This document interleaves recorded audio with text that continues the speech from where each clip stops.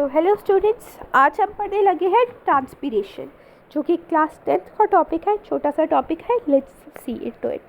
तो क्या होता है ट्रांसपीरेशन? पहले पढ़ते हैं अब होता क्या है। Transpiration pull is the process by which water moves from the roots of the plant through a stem and move out of the leaves.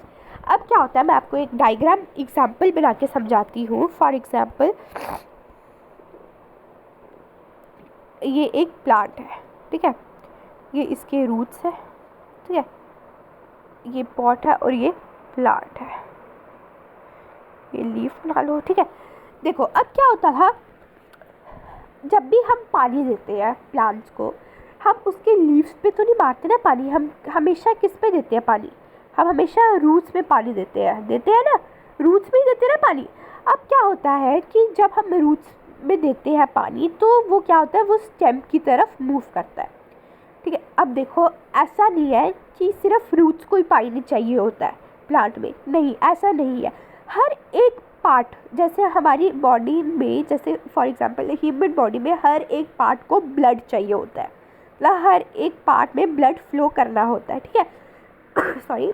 और वैसे ही प्लांट्स में हर एक रीजन को, हर एक पार्ट को पानी मिलना चाहिए। तो क्या होता है, जब हम पानी देते हैं रूट्स को, ठीक है, रूट्स को हम वाटर करते हैं, ठीक है, ये वाटर आ रहा है फॉर एग्जांपल, हम जब रूट्स को वाटर करते हैं तो जो वाटर है वो, जैसे कि मैंने आपको कहा, सारे पार्ट्स को चाहिए होता है पानी, तो सिर्फ रूट्स को थोड़ी चाहिए होता है। तो हम जब रूट को पानी देते हैं वो सिर्फ ऊपर चला जाता है, ठीक है, वो स्टेम की तरफ मूव करता है, स्टेम से वो जाता है हमारे लीव्स में।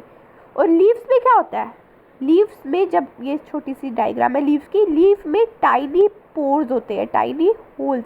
पोर्स का मतलब होता है होल्स, छोटे छोटे होल्स, ठीक है, साइंटिफिक लैंग्वेज में हम उन्हें पोर्स बोलते हैं, ठीक है। अब छोटे छोटे पोर्स होते हैं जिसे हम स्टोमेटा कहते हैं, और वो ही जो होता है वो रिलीज हो जाता है पानी। पानी क्या होता है, रिलीज हो जाता है, उन पोर्स से पानी रिलीज हो जाता है। इसे हम कहते हैं ट्रांसपीरेशन पुल। क्या कहते हैं इसे हम? ट्रांसपीरेशन पुल, ठीक। आगे बढ़ते हैं। This process is driven by the evaporation of water. ये जो प्रोसेस है, ये इसे हम कहते हैं evaporation of water, which creates a negative pressure, जो कि क्या करता है, नेगेटिव प्रेशर क्रिएट करता है, ठीक है। The water molecules are attracted to each other. अब देखो क्या होता है, फॉर एग्जाम्पल,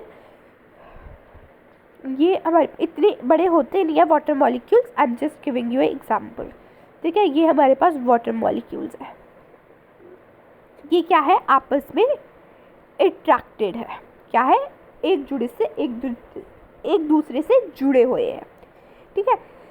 जैसे ये बताया हमें, तो वाटर मॉलिक्यूल जो है वो किससे आपस में जुड़े होते हैं। So when one molecule is pulled up, it pulls the next one with it, creating a continuous flow of water through a plant.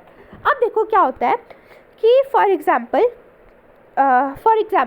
मैंने सिर्फ इसे खींचा, ये जो रेड वाला पोर है ना, मैंने सिर्फ इसे, मैंने नहीं किया, just giving you example. For example मैंने इसे पुल किया, ठीक है, इसे खींचा, तो इसके साथ ये क्योंकि ये जुड़े हुए हैं सारे आपस में, ये आपस में सारे जुड़े हुए हैं, जब मैं इसे खींचूंगी तो ऑटोमेटिकली ये तीनों भी इसके साथ ही चले जाएंगे, ठीक है। इससे क्या होता है, ये एक कंटिन्यूस फ्लो बनाता है, रेगुलर फ्लो बनाता है वाटर का प्लांट से। देखो सिंपल सी बात है, एक हमारे पास प्लांट है, फिर से मैं समझा रही हूँ आपको, ध्यान से समझना।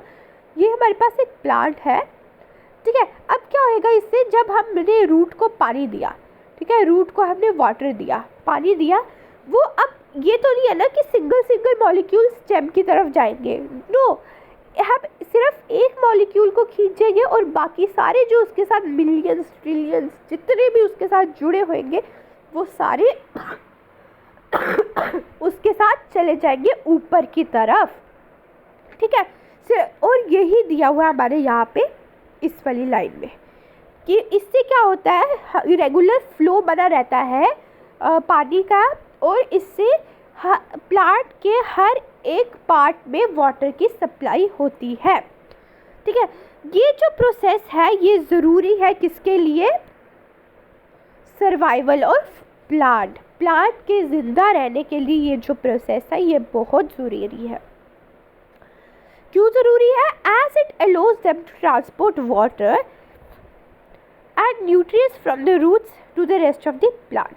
क्यों ज़रूरी है? क्योंकि वो ट्रांसपोर्ट ऑफ वाटर एंड जो रूट को वाटर और न्यूट्रिएंट्स मिलते हैं वो सारे प्लांट्स की रीजन्स में पहुंच जाता है। So this was a small topic transpiration full, मैंने बहुत डिटेल में समझाया है। अगर आप इसे सिर्फ 2 या 3 टाइम्स रीड करोगे, you can make your own answer and right. Thank you.